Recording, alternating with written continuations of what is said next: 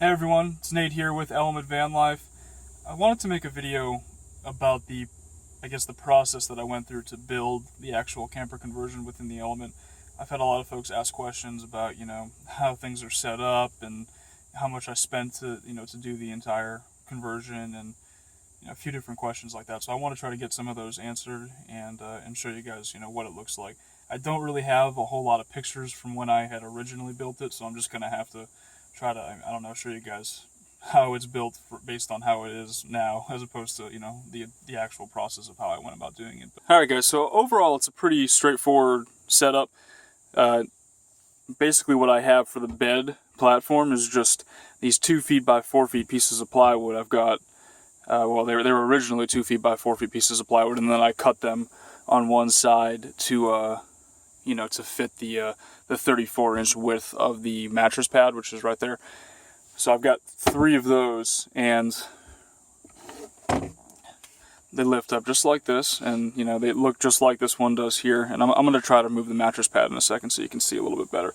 And then underneath, I just have this 2x4 frame that I built,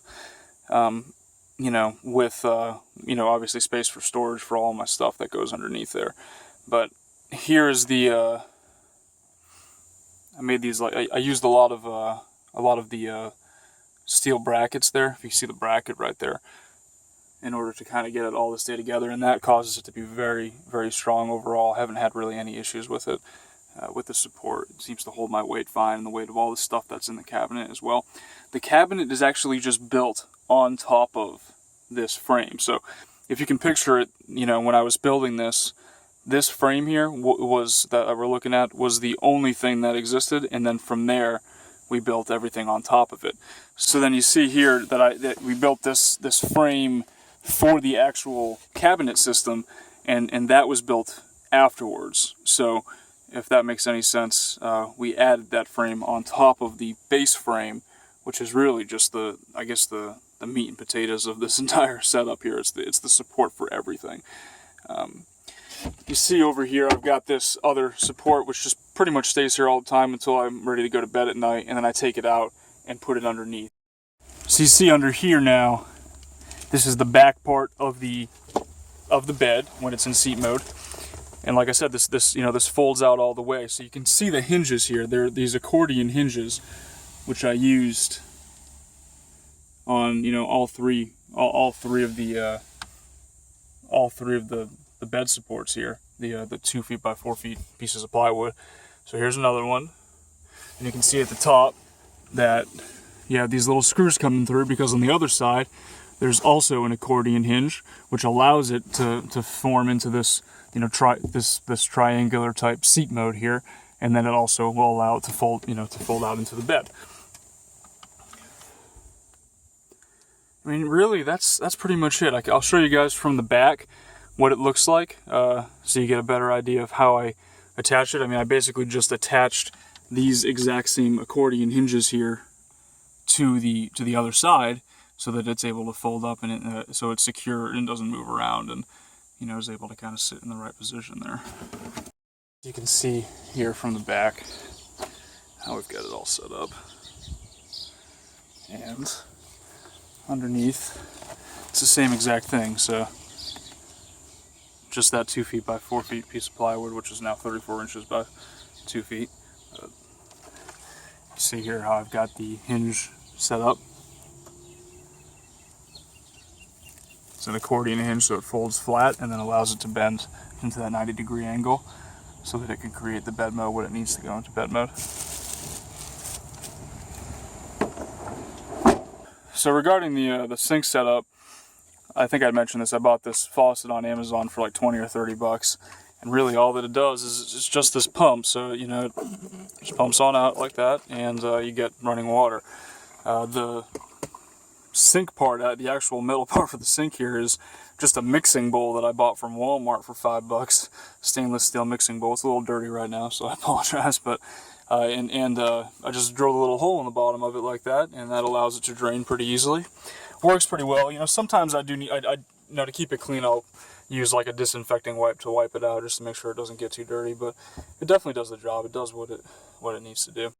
And then underneath, it's just it's just a couple of, I just use like an Ozark or a Poland Springs bottle of water to get the fresh water from, and then there's a gray water tank. It's pretty hard to see here because of the angle, but you can kind of see it there. That it just drains right into, and I'll empty it out when I need to. Usually can go about 2 weeks or so with the water. I don't really use too much water, so it works out pretty well.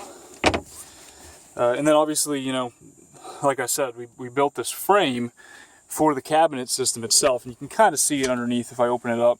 This has the the plywood here, which was used, and then these little supports which we added afterward. But really, if you can picture it, it was just the frame, and then we added the trim afterwards. So with these stripes here, just to make it look a little bit nicer. My grandfather actually helped me out with this. He's a really talented carpenter, and he knew some ways to make it look a little bit prettier, which is nice because it is kind of home for me. So it's nice to go back to something at night that is pleasant looking and is well designed. And so this is actually the only picture that I could find, of the setup before I actually completed it.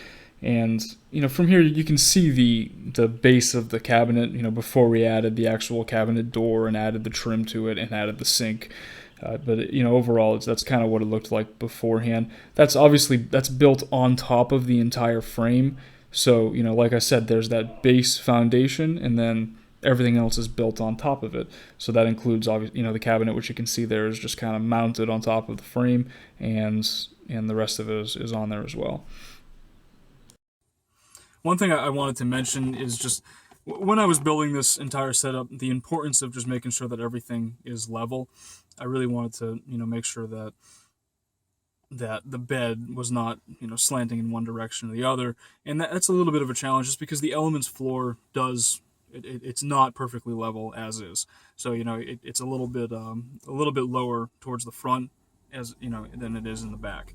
So when I made the supports, and I took a video of the bed supports earlier, so I'll cut to that for a second. So you see here, the way I do this to set up the bed is really just put these two supports down. So you got this one here and this one up here, which is the one that folds into the corner there.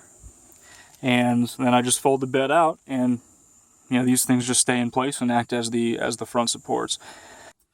So when I put those supports together, we made sure to make sure everything was level, and we got the measurements, and those supports are all different heights. So that front support that is in the front of the bed that I keep in aside and then use when I put it in bed mode, that support is a couple of inches taller than the rear supports of the base frame all the way in the back of the element. So just something that's important. We definitely made sure that everything was level, and definitely place an emphasis on that just to make it as comfortable as possible when sleeping in it. So a lot of folks have asked about the cost of putting everything together. It's kind of hard for me to estimate just because I had a previous conversion that I had scrap wood for that I took apart and then reused a lot of that here. And then obviously my grandfather had some scrap wood as well, which we used, especially like the entire trim was stuff that we just had left over. The tile for the sink area, that was left over as well. So it's kind of tough to estimate, but I'd say probably for lumber, including the cost of the wood that I had previously and the wood that I bought when I redid it with this setup here, probably just under $100 or so for the lumber. And then the sink, like I said, was about $30 for the for the mixing bowl, and then for the sink itself. And then obviously the mattress pad is actually probably one of the more expensive things. That was about $100 for the trifold mattress pad, the memory foam mattress pad. And then obviously the solar system as well adds to that, but I won't get into that. I'll maybe make a different video about that next time. But yeah, I'd say overall just somewhere under $300 or so for the entire cost of the setup. And all right, guys, well, as always, thank you so much for watching. If you have any questions at all, feel free to post them in the comment section below. Please like and subscribe, and I'll talk to you guys later.